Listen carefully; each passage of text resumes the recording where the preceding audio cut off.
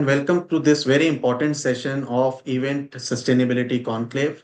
We are beginning this highlight session with our keynote speaker, Mr. Kai Hettendorf, who is the CEO and Managing Director of UFI, the Global Association of Exhibition Industry. And in this keynote session, we are going to address a very important issue of the net zero carbon events. How do we go towards this direction? Thank you, Kai, for joining in to this today's session. And first of all, Kai, we would like to understand your comments about the Net Zero Carbon Events Initiative and what is this initiative all about? Well, thank you, Raga, for having me. And as you know, this issue is important for me and close to my heart, so appreciate the opportunity. Now, Net Zero Carbon Events is an initiative that we launched in 2021 in preparation to COP26, which is the global climate conference, which took place in that year in Glasgow in Scotland. And we were approached by the organizers, the Scottish Events Campus, with the question, what is our industry's response? What is our industry's pathway to reduce carbon emissions at events and to reduce them to net zero? And back then we did not have a response and we did not have a plan. And so we said, if we don't have one, we need to make one. And so we started working together, and within a few weeks, we had the initial group of more than 100 companies from all over the event sector collaborating on the Net Zero Carbon Initiative pledge, which we then presented and launched at COP26 in Glasgow. And ever since, this campaign, this initiative has become the most successful, most inclusive, most global collaboration we've ever seen across the whole ecosystem of our big and beautiful, but somewhat dispersed events industry. So when you say this campaign has become one of the most inclusive, can you give some statistics like what is the number of organizations who are involved in this initiative currently? So the last time I checked, we were more than 700 companies from more than 50 countries around the world. And you can join the initiative in two ways. You can sign on as a supporter, which means you and your business are on your way to passing your plan or to develop and pass your plan to decarbonize. And once you're sure you can fulfill the obligations of the pledge, you can sign the pledge and no longer just support, but also pledge to the Net Zero Carbon Events Initiative. So, for the awareness of our audiences, could you highlight a little bit what is the meaning of the net zero carbon events? Of course, the purpose of it is really to show that our sector, the event sector, is part of the solution of the climate challenge and not another part of the problem. And to address that, we need to come with a global approach that fits into the work that is done on the level of all the governments around the world. So this is why from the beginning, we've been working with the United Nations and with the UNFCCC, which is the body in the United Nations that oversees the climate conferences. Fully inclusive means that we are accepting their terms of commitment, which means all the tools, all the materials that our initiative produces are freely available for everyone. There's no barrier to entry. All the materials are free and openly available on the Net Zero Carbon Events website. Now, I said we need to make sure that what we do is aligned with what the governments agreed to do. And the key document there is the Paris Climate Accord from 2015. And that states that the nations of the world commit to halve their carbon emissions by 2030 and to become net zero carbon by 2050, the latest, and to use the latest science available, respectively, to get there. Because you know it's 35 years between 2015 and 2050, and that would suggest that we come up with some solutions on the way that we are not aware of yet. So everything we do within the Net Zero Carbon Events Initiative sits hand in glove with the methodologies and the approach that the United Nations and therefore more than 200 nations all around the world have agreed on. And that makes it compatible with government policies. Understanding from the event organizer's perspective, because in an event there are so many stakeholders. There's the organizer, then there are service providers, the venues, and finally the corporate participants. On this level of different stakeholder level, how do you see the net zero carbon events initiative going forward? What can each of these stakeholders do progress in this Mhm. direction? Essentially, you have to look into that carbon that you produce, that you're responsible for directly, the carbon that is produced indirectly, and the carbon that is produced contextually. And these are called in climate terminology, scope 1, scope 2, and scope 3 emissions. So a venue can directly impact the way it sources its energy. So if it's carbon neutral energy, that is a scope 1 emission. A venue cannot define the policies of the exhibit of the organizing business using the venue, but it is indirectly involved. So this is scope 2. A venue cannot influence how people come to the venue. So that's the decision of the customers of the customer. That is scope 3. And that already shows you that to succeed on decarbonization, you need an ecosystem to work together. You need organizers, venues, service partners, and ultimately all the customers to work together, as well as the surrounding ecosystem of travel and hospitality. And again, this is why it is so key that the targets are aligned, because the airline industry has the same targets to achieve than the hospitality industry, than the events industry. And that allows for a high-level dialogue on the global level among all these institutions. Understand that this is a top-down approach where the governments have to prioritize sustainability. What about the private players? Because for them, the profits are more important than anything else. So, how do they prioritize sustainable measures in their initiatives? Oh, you will find it interesting. If you look at the listed companies, there's huge pressure to decarbonize from their investors. If you look at private equity run companies, there's huge pressure from the private equity investors to see progress on decarbonization. If you look at public-private partnerships, you see huge pressure from the government sides to decarbonize the activities. So you see that essentially in almost every business model we are running as the events industry, there's pressure from the owners, from the stakeholders to move into this direction. So the pressure comes from the top, and it is up to us as an industry to come up with the solutions. And the beauty of net zero carbon events is that all together between 2021 and 2022, we were able to identify where our biggest leverage is, what we can influence directly, and where we need to advocate for indirect changes, as I said, on the scope 3 levels. Between 2022 and 2023, we had these work streams on issues like food and food waste, logistics, travel, accommodation, energy. And in collaborations of so many players all around the world, we came up with a lot of good practices and with a lot of tangible solutions to really halve greenhouse gas emissions, respectively, in these activities by 2030. We made all of this information available at COP28 in 2023. And we've now worked with GAFME and the European Destination Centers to build an artificial intelligence interface that makes these thousands of pages of material openly accessible for everyone through a much more convenient interface. And we took this then to this year's COP a few weeks ago. And we are now at the point where the UN themselves are taking the methodology of net zero carbon events when it comes to measurement and metrics, and they're embedding that into their own measurement tool.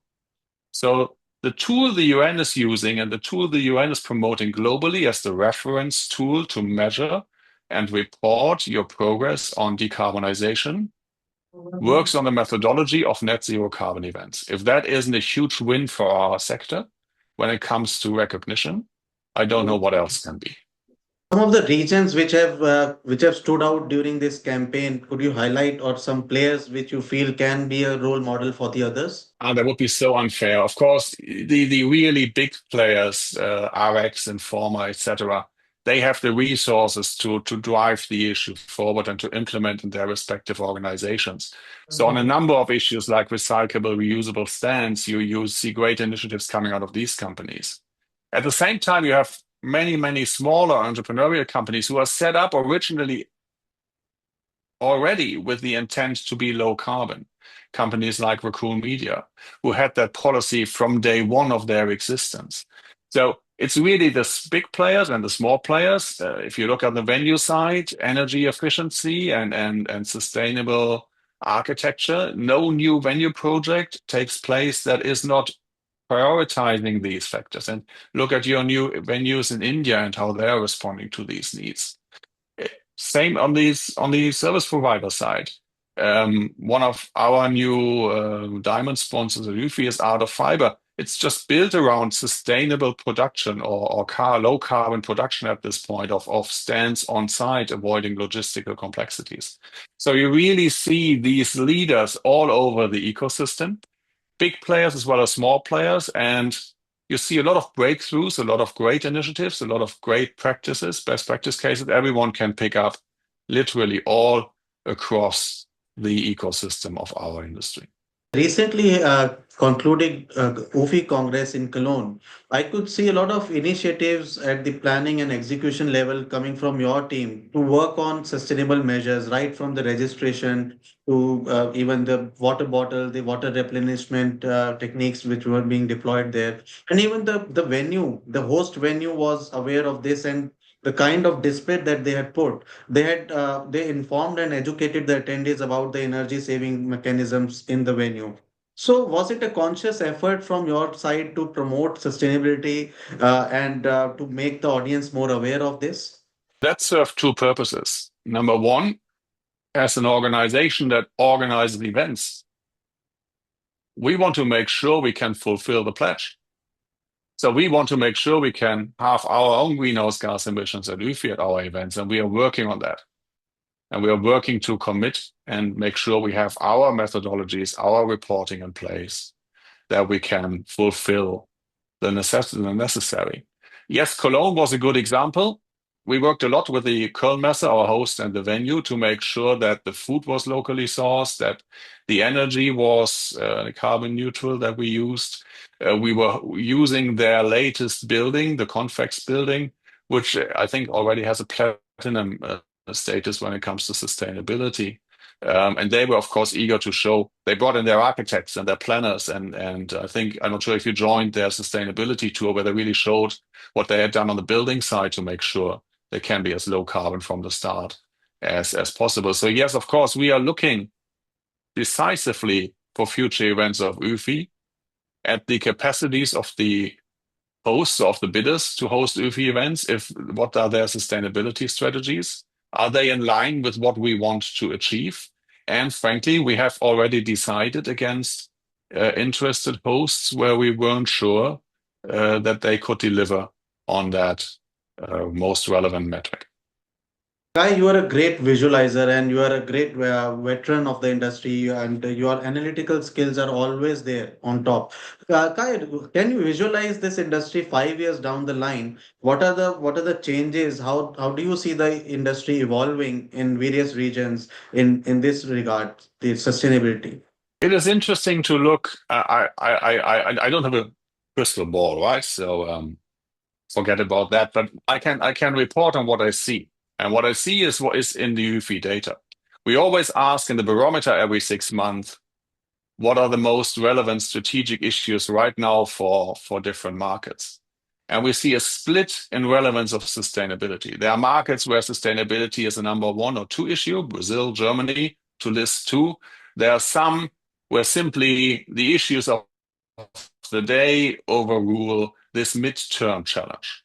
The US, for instance, in our latest barometer in summer, they were focused on domestic economic development, international economic development, and geopolitics, because everything was about that election in November and nobody knew which road the country would take. Now we have a new US administration coming in. The next UFI barometer will show the impact on the relevance of sustainability. But if you look at our 3 global leading markets, the US, Germany, and China, Germany has a top of mind. China is making huge strides to being low carbon to carbon neutral in their developments. The new US administration, we will need to see. The investments into low carbon technologies are welcomed. The policies around those have been criticized by the incoming administration. We need to see. Then look at your own country, India, fastest growing market again this year, most likely globally among the emerging markets, together with Saudi Arabia. The way you shape the growth of your sector will have a big role to play. So the relevance of sustainability in your industry's development will set the tone for supercharged success. on the international market if you prioritize that. So again, the answer will be different market by market, but in 5 years, we will have global champions who really drove this issue forward. I would expect at least 2 of the 3 global leading markets to be among these global champions. And I see a lot of room for fast growing markets like India, like Saudi, to position yourself through this as a real leader, and that will attract business. Kai, what do you think about the sponsors? Are they willing to pay more to people who are giving priority to sustainability right in today's times, or is that for the future? Well, you mentioned the relevance of the exhibiting companies ultimately, of the corporates. And what we see filtering down from the big exhibiting companies, the globally active ones, they have a strong focus on the carbon emissions around their exhibits. They even have carbon budgets like they have travel budgets. So we foresee the customers putting ever more focus on it. And that means that the organizer will have to deliver the measures connected to the net zero pledge. But it will also be understood that if you deliver more, it costs extra. So I would expect that a fair share of the costs is covered by the exhibiting companies as the cost of exhibiting. Just like service fees are a normal part of that. The sustainability share of exhibiting will mainly be covered by the exhibiting companies. Maybe covered by the attendees through an entrance fee as well from their side. The venue needs to pay for the energy. The organizers will maintain their interest in the bottom line. They will see the benefits of investing into more sustainable measures by generating additional profits elsewhere. So for them, it's going to be a net zero game. Ultimately, the customers who have to fulfill their own sustainability targets will have budgets to do that. And part of these budgets will go into our sector, like they frankly do for any other service offer that is of relevance to our customers. I believe this has been a really insightful keynote session to start the day with you. And I'm sure the attendees must have got a lot of good insights. I invite all our attendees to share their feedback, their comments. In case they have any queries, they can connect with each other on our virtual platform. And I think this would set the tone for the rest of the day. Kai, finally, before leaving you, your closing remarks and what message you would like to share with the industry at large who are listening to you today regarding this very important critical issue of sustainable events. It is a very simple message. There are really only 2 matters, 2 issues that will define the success of our sector in the next 10, 20 years to come. One is how we implement the ever more digital environment and build on that strength and uniqueness of the face-to-face, person-to-person meetings we run in an ever more digital or AI-driven environment. The second one is sustainability. If we don't get this right as an industry, we will get regulated. The impact on our operational bottom line of severe weather events will grow and grow and grow. You can't run a show if it's too hot and people are literally dying. You can't run a show if there's a hurricane going through. Your customers can't come to your event if the weather disturbs and disrupts travel. So the direct impact climate change will have on our industry will grow exponentially over the next 10 to 20 years. So our best way to secure our sector's future is to make sure we progress as fast as we can.